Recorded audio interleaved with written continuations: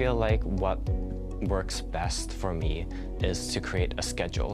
So personally, I identified my where I'm most productive, that being in the mornings. So usually I would have this schedule where I wake up early, do my work, and then when I come back from school, I can focus on my extracurriculars. Since I'm usually tired after school, I can use that time to invest in, for example, the life part of work and life.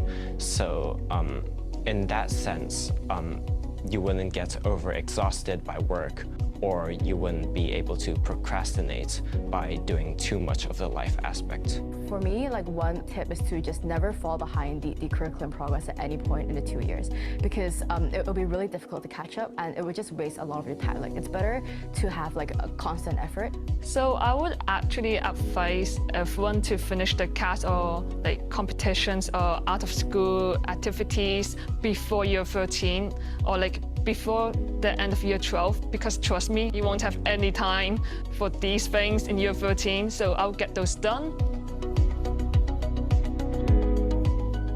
The weekly meetings were a bit tiring because if we are going to have like a journal club, we will have to read the article or journal beforehand so that we could have something to discuss in the meeting. And apart from that, if you're presenting, you might have to do a lot of research and prepare a PowerPoint or a Google Slides. That this would take up a bit of your time, but at the end, it's really enjoyable. You get challenged on what you say. You know, and it's the first time, at least in sort of a scientific space, sort of said something and someone went, "You sure? Like, you sure about that?" type thing. So and it's good to get used to people going sort of, "Do you think you're correct?" And you're not sure if they think you're correct or not. You just have to justify it yourself and be confident enough in what you're saying. I've just finished the first semester of medical school, and I found that while it is a large amount of information and content to cover in the course, I've still had a lot of time to explore other things like sports. I've been able to join a band. I've still had a surprising amount of time in the first semester to explore university life, get to know new people, and join new societies, which I've found to be really fun. I've also really particularly enjoyed the interactive aspects of studying medicine. For example, looking at post sections or being able to talk to your classmates when it came to looking at case studies, being able to come up with solutions and to come up with your own questions to ask clinicians who I'll see later on. So it feels like it's a lot more self-exploratory, which I really enjoy. So like it's been a month of school, and actually there are already quite a few occasions where the lecturer is talking about a medical condition or concept, and I've researched on this before, like during the medical pathways program. So like that just goes to show like the content and the knowledge that we learn from the program is like very relevant in medical school. And so aside from the knowledge itself, I think that the skills that we learn through doing grand representations and journal clubs, they really provided me with the correct mindset on how to approach clinical scenarios and how to like possibly also approach clinical research. And so I think, yeah, like in terms of both knowledge and skills, like the medical pathways program has been really useful in medical school so far. The medical pathways program has really helped with the communication sessions that I have in medical school, which put you into a lot of role-play scenarios, and being able to do the role-play practices in the interview preparation has made me a lot more comfortable with this. I know a lot of my other students in my cohort and my classmates, they were initially a lot more uncomfortable than I was because they had never actually practiced this before.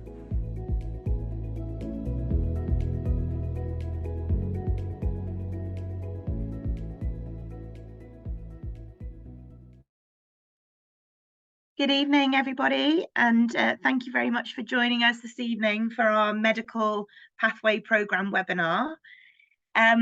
I'm delighted to invite my colleagues onto the screen to join us, if you want to put your cameras on now.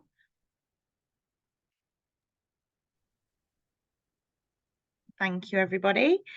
So as you know, the aim of this evening is to kind of talk you through in much more detail about our medical pathway programme and also about applying to medical programmes at university. So leading that is Dr. Carol Song, who is our medical pathways advisor, and she is going to run the webinar for us. And in the background, we've got Dr. Rachel Yu, who is our most competitive pathway lead at the school. And we're also joined by our higher education team. So we've got Mr. Michael Hirsch, who's head of our HE team, Miss Shujita Ghosh, and Miss Jelena Chung as well is joining us, all of whom are working with all of our students for all their applications, but also obviously helping out with the medical pathway applications as well.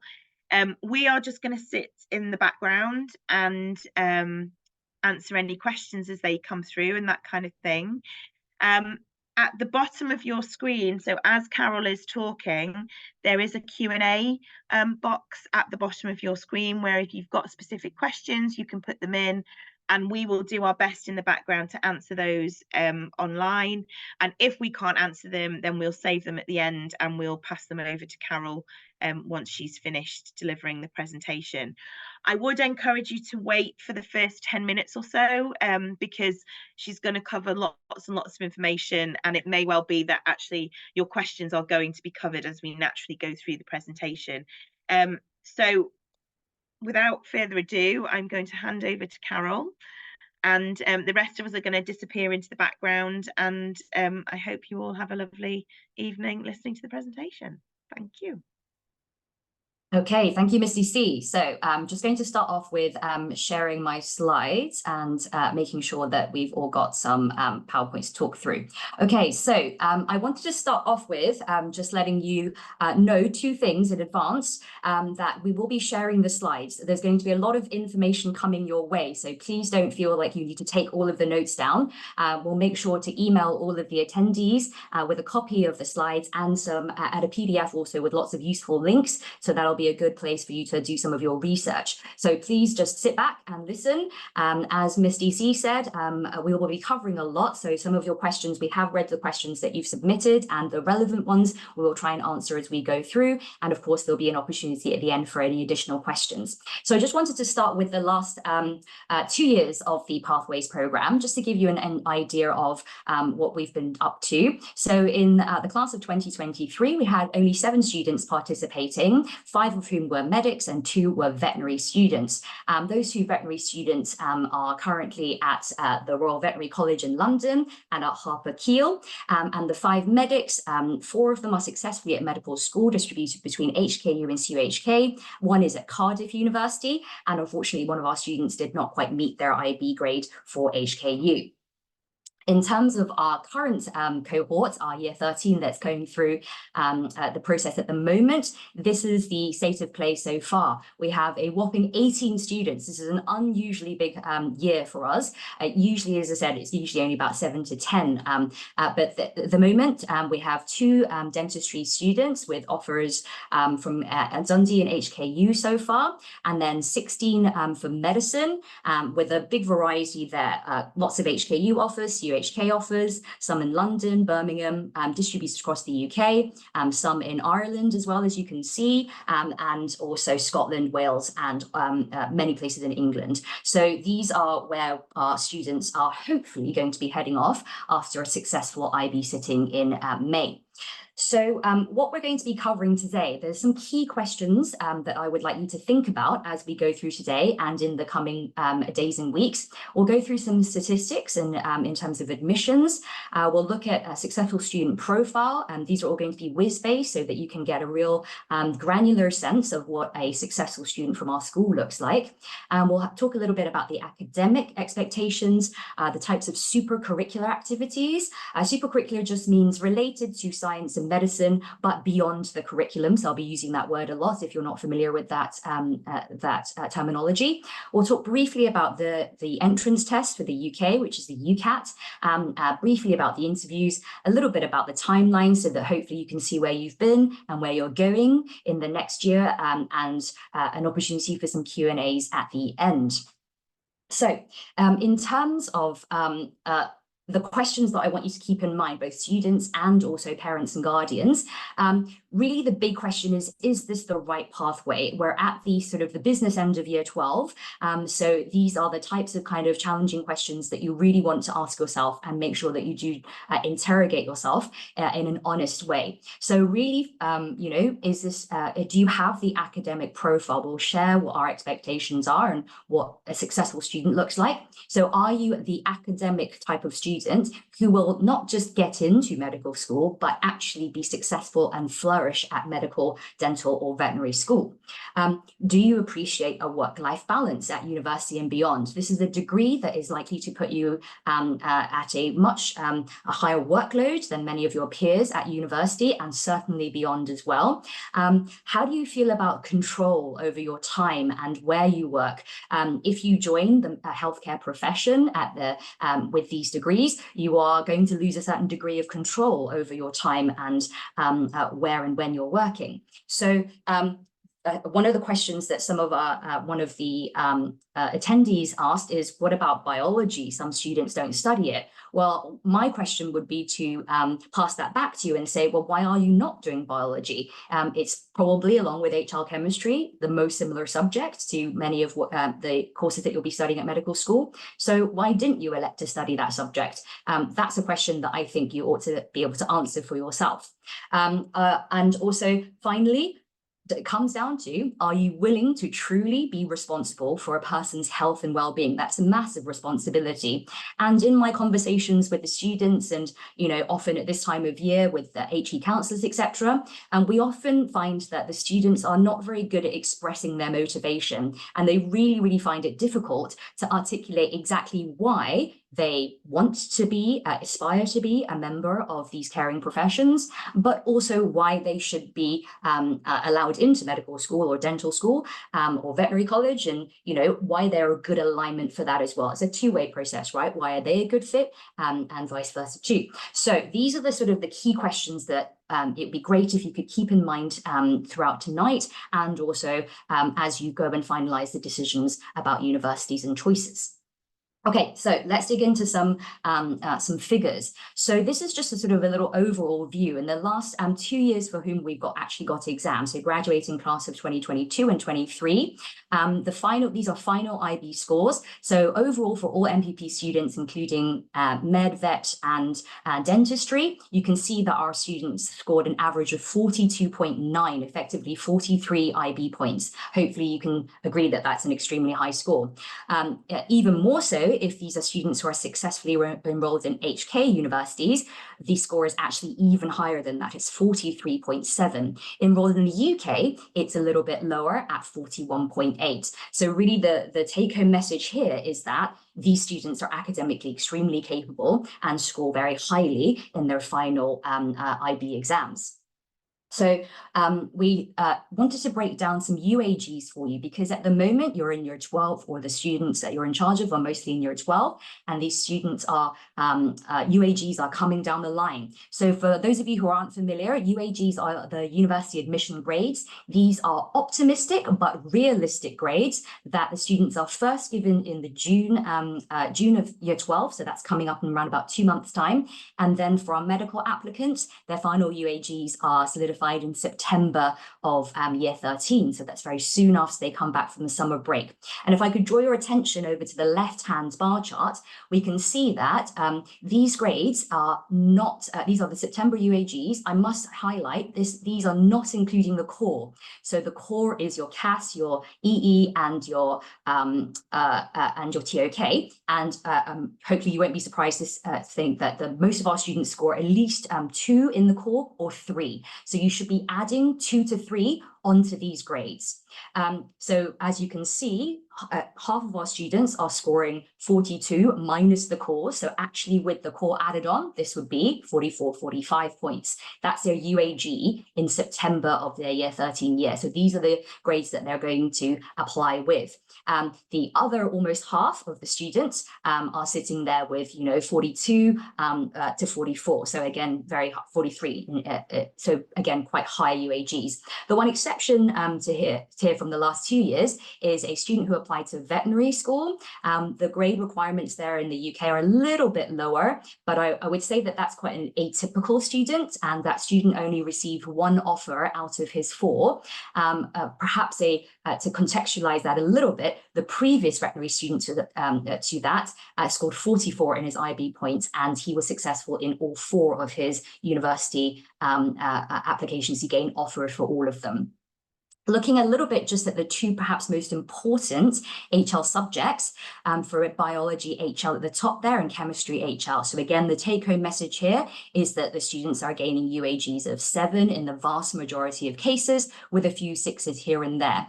I think our intention here is to really show the Year 12 students that, you know, your UAGs are what you're going to be applying with, and you have to be realistic about whether this is a good pathway, because you can see that the applicants are extremely high scoring. Now, if you're sitting there currently with a predicted grade of 4 or maybe 5 in HL biology and chemistry, well, you have a very, very short space of time to lift that several grades. And, you know, unfortunately, it is our experience that students don't jump up 2 or 3 grades within a matter of months. Yes, one grade maybe, but more than that, that is rather unusual. So it's just to give you a sense of the competition that is around you and what a successful student looks like. Okay, so moving on from our UAGs, this is something that's not a prediction. These are locked and set in stone. These are your final GCSE grades. Again, successful applicants from the past 2 years. So again, overall, we can see that a majority of students are scoring A stars and scoring 9. So we still have that mixture of A to E and 9 to 1 grades. A few A's and B's here and there, and maybe very few C's and 6s. But again, a large majority with the top end of GCSE grades. And these are grades that, of course, you've all attained already. So these cannot be changed. Okay, so just wanted to give you an idea of a single student to have a look at an individual.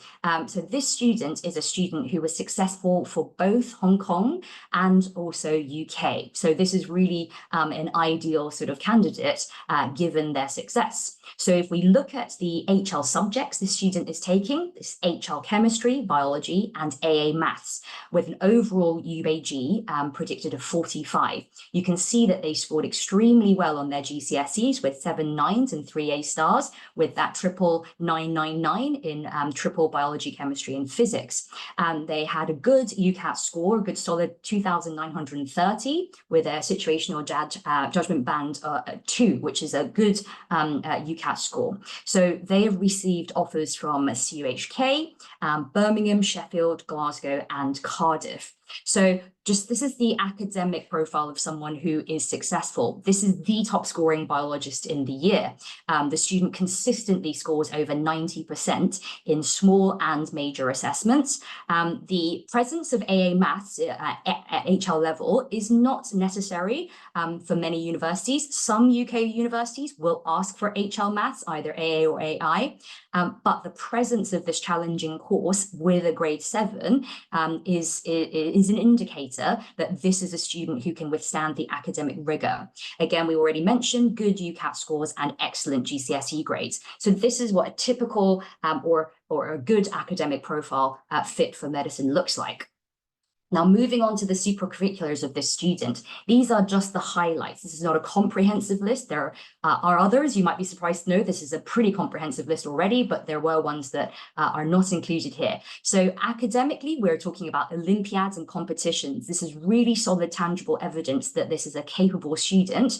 You know, this is not a course that you can pay for. This is a competition. You answer the questions, and you're given an outcome. So gold medal in the UKBC Biology Olympiad that happens in the June of year 12. Many of you will be participating in that, I hope, come June of this year. A senior maths challenge, a silver medal there. A successful member of the PolyU Junior Researchers Programme with a project on stroke and rehab, and an attendee at the Corpus Christi Cambridge Medicine Masterclasses. So the student also has extensive work experience and clinical experience to do with medicine, so respiratory attachments in both inpatient and outpatient settings, a research attachment with biomedicine at HKU.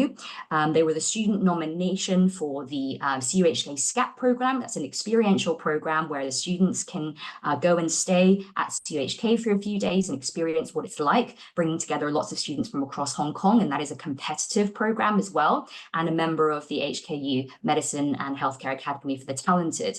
The student was also a really integral member of her local and also the student community, being a student leader for TEFL, teaching English, is a leader of the First Aid team, a member of the Connections team, and was involved in local community fundraising as well. Now, if that wasn't also enough, they also managed to complete their HKAOIP Silver Award and enjoys playing the guitar. So this is just to serve as a highlight of, again, this is the type of profile that that universities are looking for, and this is a successful student because of not only the breadth but the depth of the things that they have done as well. So moving on to sort of slightly bigger picture, what's the sort of the environment out there that our students are facing? Well, this is UK medical admissions from, as you can see, 23 to 24. So the highlighted central column there, this is just a list of around about half of the medical schools that are available in the UK. And you can see that the international applicants, the numbers are small, except for Central Lancashire, which is a bit of an exception. The rest of the universities, these are relatively small numbers, and these are capped by the number of NHS places available for training. So, you know, this is basically everywhere in the world, everyone globally who's interested in attending these universities for a medicine degree, they're competing for those 20, 10, 30 positions. Of course, as expected, the home status students have many more seats because they do supply the majority of the NHS workforce going forward.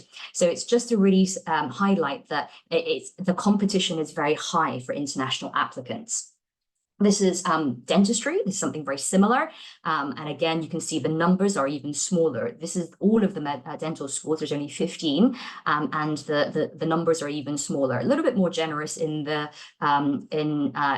Scotland, with Dundee and Glasgow having a few more places. But again, these numbers are capped, so it's going to be quite competitive. Okay, so just looking at a few more universities, let's delve in. Most of these pieces of data came from delving into looking at freedom of information requests. So this is Imperial, a university that probably we've all heard of, ranked 4 out of 33 in terms of medical schools by the Complete University Guide UK. So a top medical school based in London. They are very popular with international applicants. You can see in the 2023 admission cycle, there was over 1,500 international applicants.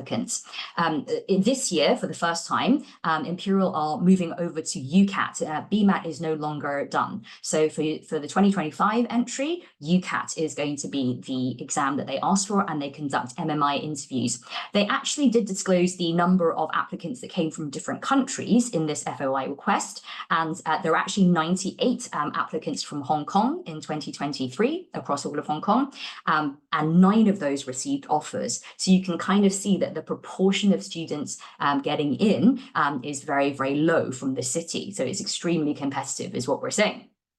Okay, looking at a slightly different medical school, this is Sheffield, quite a popular one with lots of our students in the middle of England, ranked around about middle of the league table, if that's something that you're interested in. And they have a much lower number of international applicants, 310 in the 2023 admission cycle. So part of this FOI request had the lowest UCAT cutoff score. Now, bearing in mind, this is the lowest. This is not the middle. This is not the highest. This is the lowest. And that was 2,840 to be even offered an interview. So that's high. The full marks for UCAT is 3,600. They are also a UCAT and MMI interview university as well. A little bit more generous with their interviews and places. So 100 of those 310 international applicants were given interviews, and then of those 35 were given offers, and 18 were enrolled in the university, and actually 4 of those students actually came from Hong Kong. So just an idea of the types of numbers that we're talking about for different kinds of universities. And then one final one, just quickly for dentistry, Dundee, top ranked dental school in the United Kingdom, 105 international applicants for roughly usually about 20 to 25 places at Dundee. UCAT scores for dentistry tend to be a little bit lower than they are for medicine, but by no means low at all. And again, there are UCAT and MMI interviews. So of that 105 for dentistry, 39 interviews, actually quite a generous offering, but only 7 enrolled in the end. That could be for a variety of reasons. The students may not have accepted and gone somewhere else. They may not have attained the grades, etc. Okay, so that's looking at a few individual universities. Let's actually go on to look at the applications, because the Year 12s are going to be starting this process, or may have started this process already. So there's lots of key components here. We've talked first about your academics, your GCSE grades, which are already there, and your predicted grades, your UAGs that you're going to be applying with. We've got work experience. One of the questions of one of the attendees is work experience necessary? Well, yes, it really is. It's necessary for a pragmatic reason of, how do you know that this is a job that you want to do unless you've undertaken a really realistic work experience and put yourself in the position of what it's like to work a day as a dentist or a vet or a doctor. So from a selfish point of view, you should be seeking as much work experience as possible to really think, is this a good fit for me? But also, this is something that universities will be looking for, because again, this shows them that you have done your due diligence and that you are making a informed decision about whether you are well aligned with this degree or not. Clinical work experience is always very good, so hands-on and following around doctors and dentists and vets. Laboratory-based is always very helpful too, because that will help you extend your scientific understanding, and really part of lots of doctors' work and dental work is clinical research, so that might be something that your career involves later on as well. And of course, we can't forget volunteering. Again, this is you putting yourself in positions where you're talking to people who are different to who you see on an everyday basis at school and in your everyday life. So we're looking really for long-term commitment there. We're not talking about 1 or 2 sessions you've spent volunteering somewhere. We're looking for week in, week out, month after month. You're consistently committed to caring for others, and you are building those valuable relationships and skills through that experience. Supercurriculars, these are reading, these are courses, competitions, anything that is stretching you beyond the curriculum and showing your interest. And of course, some universities, most universities in the UK will require an entrance exam as well. There will be many attributes that our students will be able to display, some of which are listed there. And of course, they have to make it through an interview. So once they've got that profile on paper, then they have to make it through an interview as well for admission. Okay, so just having a little overview at the kind of the process here. So for medicine, veterinary, and dentistry here, all 3 will need a personal statement. Medicine and dentistry will require UCAT tests for the UK, and interviews. All of these universities will interview the students. For the UK, you can make 4 medical or dental or veterinary school choices, but one of those but the 5th has to be a different course. So lots of our students will go for genetics or neuroscience or biomedicine, something related to science usually. The medicine applications, they're looking in the UK, they're looking quite holistically at the candidate. I think they place a lot of emphasis on their interviews, and of course they have the entrance test. In HK, they also do interviews. However, one of their big kind of focal points is the IB grades. They have much higher IB offers than the UK. A similar situation for veterinary and similar situation for dentistry as well. Okay, so a little bit of comparison between HK and Hong Kong. This is a very brief overview. Of course, those when you're making final decisions, we encourage you to talk to family, friends, teachers. We'll try and get some of our old students to come back in and talk to you as well before you make your application. Attend as many events as you can.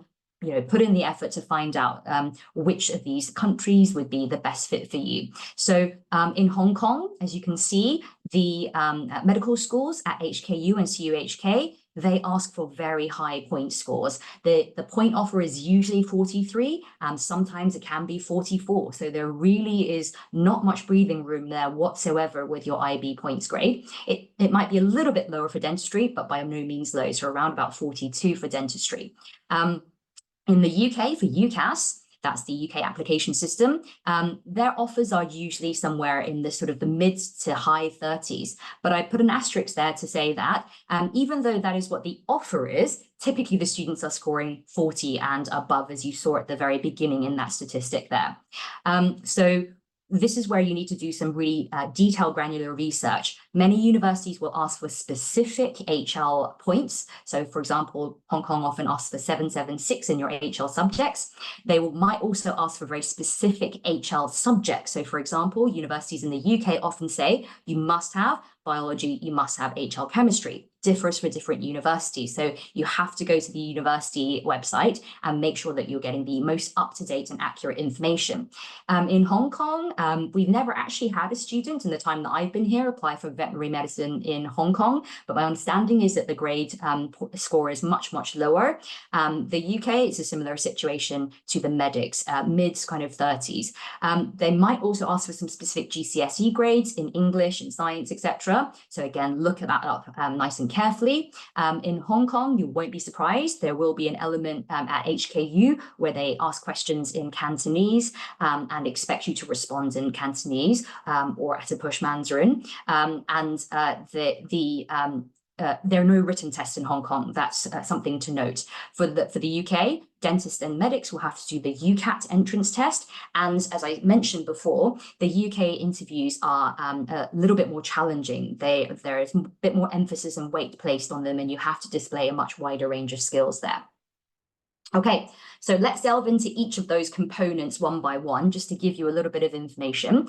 So GCSEs, as you saw, typically 8s and 9s, and many of our students will do triple science. They might ask for specific English and maths grades in order to make sure that numeracy-wise and language-wise, you are confident to study in English. And as I said, you must check the individual requirements, because these can differ from university to university, and they may change as well.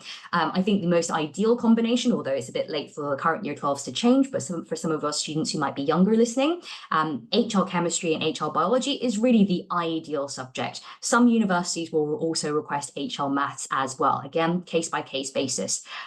You must be sure to look up the exact requirements, because they may specify the grade and the subject, or they might just ask for 776 or 666 in your HL subjects, regardless of what they are. So again, it's all about making sure that you are doing your due diligence and your careful research. So, where are we at the moment? So, the year 12s are about to go into their end of year sort of run before the summer holidays. And the first set of UAGs will be coming out in June, right? So this is where you have to really say, are your current HL predicted grades, particularly your science, and if you do maths as well, are they at 6s or 7s? Because if they're not, then that should be a moment of pause to really think, in the time that I have left, is this something that is realistic? Right? Most of you, I've said this to you before, a lot of the students that I teach, it's not about us saying that, no, you cannot ever be a doctor. It's just right now, given the amount of time you have, is this a realistic pathway? Is this a realistic expenditure of your time and something for you to focus on at this point in your life? Okay, so applying for HK, really, we are looking for a predicted grade of 42, 43. There really isn't much negotiation there. They're very sort of particular about that. Applying for the UK, check with the individual universities, but as you saw, a lot of our students are going in also with quite high UAGs. The website may say that you can get a 36 as an offer, but the vast majority of the students are not scoring 36. So be aware, your UAG is coming up in June. That is a real good moment to pause and reflect and think about and have a discussion with your guardians and your parents. Really, given the amount of time left before I apply, is this realistic? Is this a good use of my time to be focusing my attention and doing all the extra things I have to do for this pathway? And then, of course, you apply in October for the UK and November for Hong Kong. We do the early admissions applications for our medics, for our medical pathways. So really, you only have till September to get this academic profile in place, right? And I said this a lot to students, and as harsh and as direct as this may sound, I think it's really, we have to think, can I thrive at medical school, which is definitely more challenging than IB? when I become a practicing clinician, if I cannot ace a IB Science and IB Maths? Is that something that is truly a pathway that I can be successful in right now? Okay, so academics aside, work experience. So many of you I know have undertaken work experience already. Some of you have worked really hard in the holidays to make sure that you're fulfilling those requirements.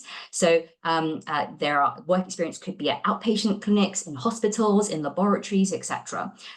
There's a wide range of things that would be informative for you to see whether this is something that fits for you, and also to show that you have done your done some experience to make sure that you are well aligned with it and have a realistic sense of what the job actually entails. So vets have some very specific university requirements sometimes. So the RVC is particularly famous for their work experience requirements. So you must make sure that you are fulfilling those before your application period opens. Our advice is usually to make sure that all of this is completed at the latest in the summer between year 12 and year 13. There is really no time to be doing that when year 13 hits.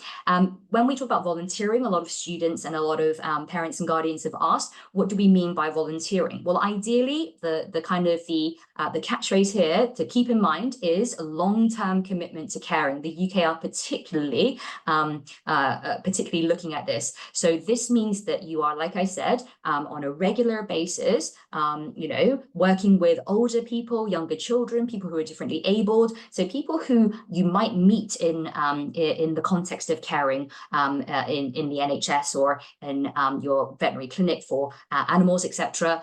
So it's really just making sure that you are showing that you have a long-term dedication and a long-term commitment. Okay, and of course during that you are building some really vital skills of communication, empathy, etc. Where possible, please do ask for references and certificates. It's not always necessary to upload them, but it's always good for you to keep your records. And also I always advise the students to keep a log when they're doing their work experience so that they may then reflect on it in interviews and for their personal statements to really highlight that they are thinking deeply about the experiences that they've had. Okay, so supercurriculars.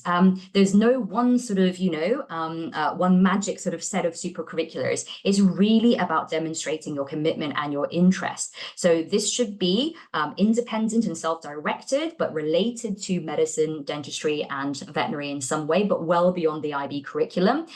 So academic competitions are a vital part of that. You should, as a habit, be regularly reading the healthcare sections of newspapers. You should be reading science magazines and journals. There are some available in the science corridor outside Dr. Yu's room. You're very welcome to borrow those. We have a wide range of popular science and medicine related books that Ms. Sang has purchased for the library, and Dr. Yu and I also keep lots of textbook type materials as well. So you have to come and show an initiative and ask for these if you're interested. So you also have to show a very good awareness for the NHS if you're applying to the UK. This is as granular as detail as one of our candidates got asked recently, how much is an NHS bed for one night? Something that's super specific as you can imagine, right? So they really are looking for how well do you know the principles of the NHS, the founding principles and the current visions and missions of the NHS, and what are your visions and mission? What's your vision for the NHS as a member of the workforce in the future? So as well as being aware of current affairs in the UK, they also require you to have a real awareness of scientific developments as well. And of course, anytime you're able to, you should be doing courses, you should be going on lectures, tasters, listening to podcasts, whatever takes your interest. We have got a supercurricular reading list on the careers website, and Ms. Sang is always happy to help. And we've got lots of medicine and popular science related books in the library as well. The interest and the reflection is the key. What have you learned, and why has it made you more passionate about medicine, more passionate about veterinary science, etc. That's what's really key. It doesn't always have to be the most fancy of things. The reflection and the depth of reflection is what the admissions team are looking for. Okay, so discussion groups. So we're kicking that off next week. This is Thursdays after school. We get together for anywhere between an hour to sometimes we go for 90 minutes, 2 hours, depending on the session. Participation for students who are serious about this pathway is expected. And if they are going to be absent for any reason, we would like them to tell us in advance, please. I think it's good practice also for your professional communications as well as establishing good professional relationships with your teachers and your peers. So the styles of presentations that we tend to undertake are classic for medical school. So we'll do what we call a grand round presentation, where you present a clinical case and it forms a fulcrum for discussion and stretching yourself beyond the curriculum, but linking it to what you're learning in chemistry and in biology. We also do journal clubs, which is very challenging, but will develop some great critical thinking and scientific research reading skills. Also will help you with your IAs and definitely will help you with your EEs as well. Every so often, we'll also have a little presentation led by these are all student led, by the way, on healthcare issues and hot topics that are really pertinent for healthcare in the UK and in Hong Kong. We will also be undertaking preparation for interviews. This will start probably around about October time in year 13. We often use Horizons Week as a valuable opportunity to do some mock interviews. I always interview the students one-on-one during that time and give them feedback. So most of our year 13 students elect to stay in Hong Kong and not participate on a Horizons Week abroad. That, of course, is your decision, but just to make you aware that that is often when I will do some one-to-one interviews. It's very difficult to find chunks of time otherwise. Around about late November, early October, for the UK candidates, we will also run a mock MMI that simulates the process of going through an MMI interview. And as one student quoted, the discussion group and the medical pathways program, it's like taking on an extra SLIB subject. That might be a slight exaggeration, but I don't think it's much. So what we're really trying to highlight here is that we require full commitment, and this is going to eat up a chunk of your time as well. So is this the best thing that you should be spending your time on, or should you perhaps be spending that valuable time that you have on getting your grades higher? Because what we don't want to happen is that for you, the worst case scenario would be you're spending all of this time on the supercurricular discussion group and interview preparation, or whilst your grades are sitting at 4s and 3s, and not only can you not get into medicine, realistically speaking, you're not going to get into the types of universities and the top kind of courses that you're going to want to do outside of medicine as well. So we want to avoid that worst case scenario for our students. Okay, so just a little bit about UCAT. These are for UK medics and dentists. So the UCAT exam takes place between July to September of the year that you are applying. So it's only valid for that 1 year. If you apply another year, you have to take it again. What's great about the UCAT is that the results are available before the UCAS deadline. So that means that you can make some informed decisions about whether you want to apply, and if so, where you should apply, because different universities will give different weighting to different aspects of the application. So some universities weight UCAT fairly highly. Some will use it as an absolute cutoff for interview, i.e. if you don't score over a certain number, they will not even interview you. And some universities give it a little bit less of a weighting than others. So the test is done online. It can be done in Hong Kong. It's based on lots of reasoning, lots of kind of decision making, and there'll be a situational judgment section as well.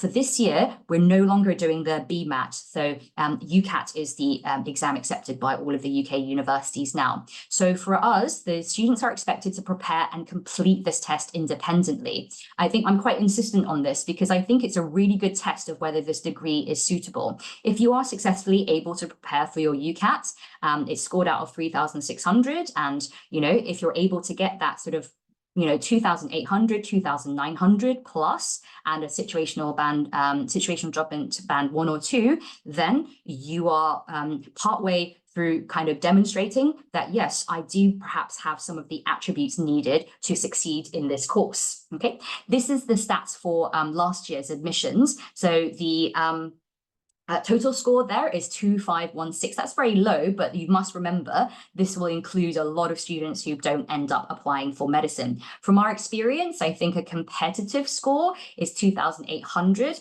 We have had the occasional time when a student has had a slightly lower than that grade, not much lower, and has been kind of interviewed and they've performed very well on there and received some offers. But generally speaking, our successful students are scoring 2800, 2900, or even well over 3000. Okay, so I've given a link on the PDF which you can have a look at some UCAS statistics. This is a separate section. It's called situational judgment, and it's a section that students tend to find challenging. For many of the universities, they'll say, if you're band 1 or band 2, that's who we will who we will interview. There are certain universities that don't disqualify students with a lower than band 2 score, but again, you have to be quite careful with your choices if you don't score band 1 or band 2. Okay, the majority of the students tend to score that. Okay, so nearly there. Once you've been through all of that, and if you're lucky enough to be invited for interview, HKU tend to do, in Hong Kong, HKU tend to do a version of what they call an MMI, but it's actually a bit of a mixed mode. So there's a roundtable group interview in groups of 4. The students are given a discussion topic and asked to kind of demonstrate their group interview skills there. There's also individual interviews, including a question in Cantonese. So HKU do test your Cantonese proficiency. Sometimes the students have replied in Mandarin, so they are there to sort of test whether you can speak Chinese. CUHK, there's usually a panel interview. There's usually 2 interviewers, and they really spend some time getting to know the students. So they talk about the motivations, their skills, highlights on their CV, particular things they've highlighted on their personal statement. They really dig in and try and get to know the students quite well during the 20-30 minutes they have with them. In some years also, they've been presented with images and asked to interpret images as well, which is similar to sometimes what the UK interviews have done. So this is the Hong Kong interview procedure. For the UK, many of the universities use these mini interviews as well. This will be a series of short stations. This could be anywhere between 5 stations to maybe 10 stations. They're anywhere between 5 to 10 minutes long. Many of them are skills-based. So they're going to put the students into role-play scenarios. Communication skills are going to be judged. They might be presented with some clinical data and asked to calculate and analyze things. They'll be asked about professional and ethical judgment as well. They might be asked about the NHS. There also usually is a station where the students are asked about their personal statements and their motivations as well. I think it's safe to say that these are very challenging. I've often reflected that actually a lot of adults who are very successful in their working lives, I think, would struggle to make it through an MMI interview, such as the demand. Some universities will still do panel interviews, anywhere between 2 to 4 interviewers usually, and these interviews, much like CUHK, will be there to delve into, you know, the students' motivations, their CV, and again, most universities will definitely test your professional ethical judgment, and also, as always in the UK, they want to know that if you're asking to join the NHS workforce, how well do you know the NHS is something that those of us from the UK are very proud of. And so, you know, you have to demonstrate that you're really committed to the NHS. Some universities will give academic interviews as well. So really, I just wanted to sort of highlight a few things to think about once you're, you know, at the stage of choosing university. Some of you are perhaps ready for that. Maybe some of you are still thinking whether this is the correct pathway. So look carefully. They should publish very clearly on their entry requirements. What is their weighting for UCAT, for your IGCSEs, for your predicted grades, etc. Right? So what are they placing the most emphasis on? What might match best with your profile? Look at the style and content of the course. That's quite important. There's quite a lot of variation in the teaching. Of course, you're all competent doctors at the end, but there can be quite a lot of variation in terms of the style of teaching, and also the option to do, or sometimes it's mandatory to do, an intercalated year. So that means an extra year at university, which you may or may not want to do. So also think a little bit about location, right? This is a really tough degree. So lots of our students elect to go places where they have either friends or family networks. That can be a real source of support. You have to think, I'm going to be spending maybe 5 or 6 years of my life here. Can I live in this place for 5 to 6 years of my life? Because, you know, we don't want to live somewhere where, you know, it doesn't match well with what we want from life, right? Also to consider, where do you want to work after qualifying? That is a key question, because if you want to work in Hong Kong, if you want to work in the UK, perhaps elsewhere, you have to kind of think ahead a little bit. Do you have to take further qualifying exams depending on where your degree is from? And lastly, just make sure that you think about whether this university is a good fit for you, right? Lots of different universities will have different kind of values, etc., and different kinds of vibes, I guess. And it's really good to if you can visit, excellent. But if not, we can put you in contact with previous students who have gone to those universities, and they'll give you a very unvarnished, honest view of it. And you can talk to your teachers as well, because many of us will have attended some of these similar universities. Okay, so additional considerations, this one catches some students out, so you've got to be careful with this. Some universities, in fact, a lot of universities say that you must be 18 when the course for medicine starts. So this might limit, if you're quite young for your year, which I know some of our ESF students are, this might limit the places where you can actually go. So you must make sure that you are able to make sure that you're the right age for the start of the course. Of course, there's a consideration for parents and guardians out there of fees. This is just an international student fee for Imperial from last year. This is one of the clinical years. It's £50,000. That is a lot of money, you know, so it's a big consideration. So you know, that is something that adds up over the course of 5 to 6 years. Of course, there's the upfront costs of you know, your fees and your living costs, etc., and travel fees, but there might also be extra accommodation. One of our older students sort of said, previous student said, you know, something that she wasn't aware of and her family weren't aware of is that once you hit clinical years, you are often seconded to district general hospitals, so hospitals that are away from your main base, main teaching hospital, and that might require you to engage additional accommodation as well as your main accommodation. So there are all these hidden costs that you might not be aware of as well. Okay, so what are the alternatives? If you're thinking that perhaps this isn't quite right, or UK and Hong Kong aren't quite right for me, perhaps it might be some of the European countries. I don't have very much knowledge of these because we have very few students who go down this route. So it is something that the occasional 1 or 2 students have considered before, but the vast majority of our students go down the UK HK route and a few to Australia, but the process there is quite similar to the UK. There is graduate entry. So after you finish your first degree and you feel like you want to be a doctor still, then that is an option in the UK. It is extremely competitive as well. So no surprises there. There's also integration, so transfer over from biomedicine, biological sciences degree. That's offered at some HK and UK universities. Again, you must make sure that you're clear. What is the offer? What's the kind of the likelihood that can happen? What are the requirements that they want from you? Usually it's going to be very high academic grades and very high performing students in the cohort, maybe given the opportunity to have an interview and transfer across.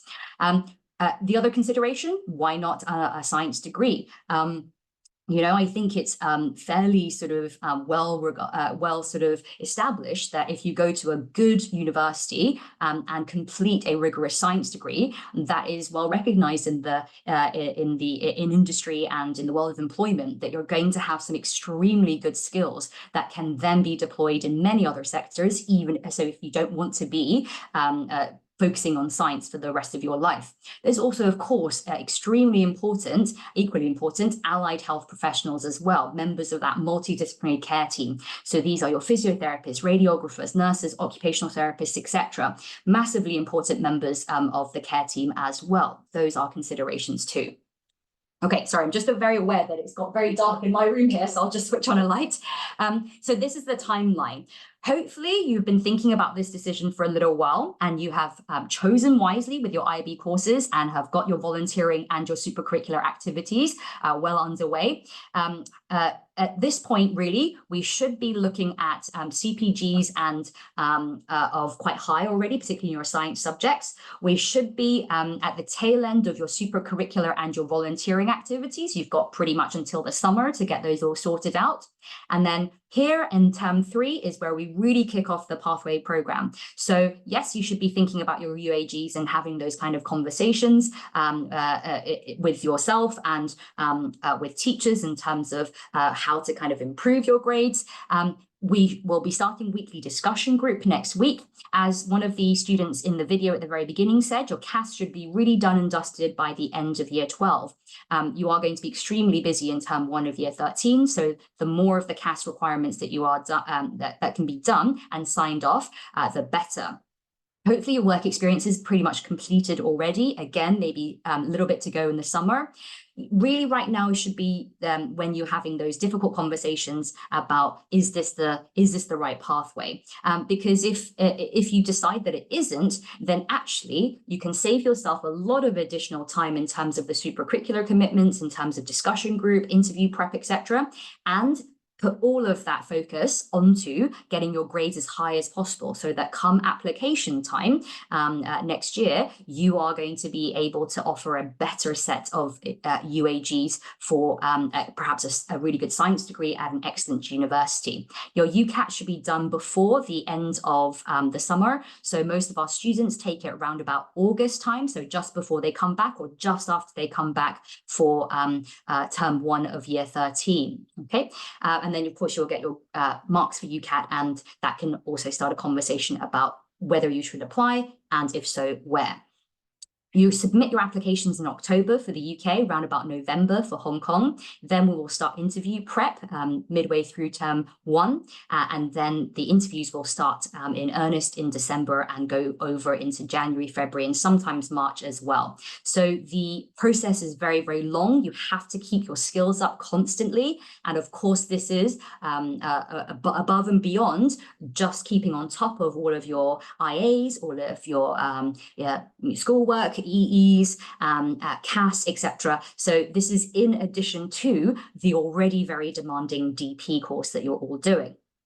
So finally, hopefully, in term 2 and in term 3, you finish off your interviews. We start getting offers through in sort of in January onwards, and then hopefully you sit your exams in May and come out with the grades that will fulfill your offer requirements. So that's the sort of the sense of where you should have been, where you currently are, and where we're going this term, and where we're heading sort of in the next few months as well. So just my big kind of take-home messages and what I really want to leave you with. Hopefully I've managed to convey to you, even though I was sitting in the dark for quite a lot of it, that this is a really competitive pathway. We must all have realistic backup choices. This is by no means admitting defeat. This is being a sensible individual. So these might be degree courses that are related in Hong Kong, in the UK, in Australia. Many of our students elect for Canada, US as well. So you have to have some realistic backup choices. We really think that it requires full commitment. So often some students will often say to me, oh, but I thought I would just have a go at this. That is really not the kind of attitude, and it's not going to lead to success. This really requires full commitment. And even sometimes with full commitment, there may not be success at the end of it.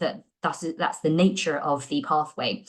You really have to do your detailed research. I cannot hold all of that information in my head. I may not be up to date. And so you must make sure that you are approaching the universities, looking at their courses, attending any events that they're holding for prospective applicants, and to make sure that you ask the detailed questions that you need to, so that you're making an informed decision about your future. So finally, what I would like the parents and guardians and the students out there to do is to do this. Keep asking yourself, is this really the right pathway? I often say to the students, I think that it takes courage to leave something behind or put something down just as much as it does to kind of, decide to pursue something. So it is by no means a failure in any way, shape or form if you make a decision that actually this isn't right for me. I do value some balance in my life, perhaps coming up in the coming months and in the future. Simply my academic grades right now at this point in my life, this is not the right fit for me. This might be something that I can pursue later on. you know, there's absolutely no embarrassment about that whatsoever. In fact, that's extremely courageous and mature. You must be thinking about your UAGs. These are coming in June and then locked in September for your applications. You must also, if you haven't already, sign up for your UCAT alerts at the UCAT website.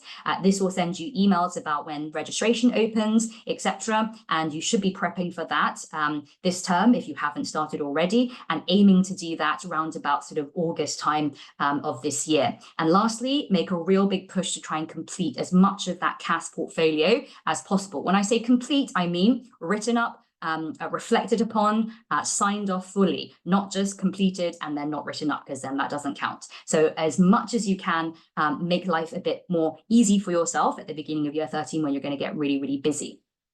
Okay, I realize that I've talked a lot at you and there's been a lot of information. So I just wondered if there were any particular questions, Misty C, that, or Mr. Hirsch and Dr. Yu, that have come up.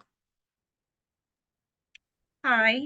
At the minute, there's nothing in the Q&A box. I'll just give people a second or two just to see if there's anything else coming in. But I think because you'd built in a lot of the previous questions that have been sent in, I think you've probably covered a lot of what people were thinking about. I'm just checking here. Okay. No more questions from anybody out there? That means you've told them everything they need to know. Well done, Dr. Song. Excellent. So listen, thank you so much. Thank you to Dr. Song. Lots and lots and lots of information there this evening, and lots for people out there to think about as well. And sorry, there's just one quick question just jumped in, which is about any information about Australia and New Zealand. Yeah, so as I mentioned briefly, I don't have a lot of additional information. Actually, maybe members of the HE team may have more information than I do, but because a lot of our students don't tend to apply to Australia and New Zealand, my understanding is, of course, firstly, it's on a very different timeline. So a lot of students will make most of the university applications in Australia. I think one or two perhaps open early, but most will be after they've actually got their IB results. So in some ways, that's actually quite good. They've got a little bit more time. They've got a little bit more sort of space to sort of consider whether it's the right pathway, maybe do some extra supercurriculars and experience. I do believe that they also do UCATs in many of the universities, very similar to the format of the UK. So there will be preparation required for that as well. And my understanding is that Australia is pretty competitive as well. I think it's becoming a much more popular option, not only for international students, but even for UK students, because the conditions for working are considered to be much more balanced than in Europe. So I think the procedure is fairly similar. You know, high grades, supercurriculars needed, good personal statements, work experience, entrance tests, and absolutely interviews, many of which are MMI, but the timeline is shifted much, much later. So it just gives the students a little bit more breathing room to really make that final decision. Perfect, thank you. So thank you so much to everybody who was on the call this evening, everybody that's in the background that's been here to help and answer questions. Massive thank you to Dr. Song for putting all this together. And thank you for all of you for attending. And if you do have any individual questions, if you want to reach out to the HE team or Dr. Song or Dr. Yu, then please feel free to do that and they will help you as best they can. Thank you. There's some nice little help slides there of the different people that you might want to reach out to. But lots of information to digest and take away, and lots to think about and to do some really good self-evaluation. That's the message I've taken away from this evening, is it's really about looking and reflecting about where you are and whether this is something that realistically is something that you can achieve and that you really want to do and that you're passionate enough about to get through. So lots of hard questions to ask ourselves, I think, as well. But thank you so much, and thank you to everybody on the call. Have a lovely rest of the evening, and we will see you all soon. Thank you.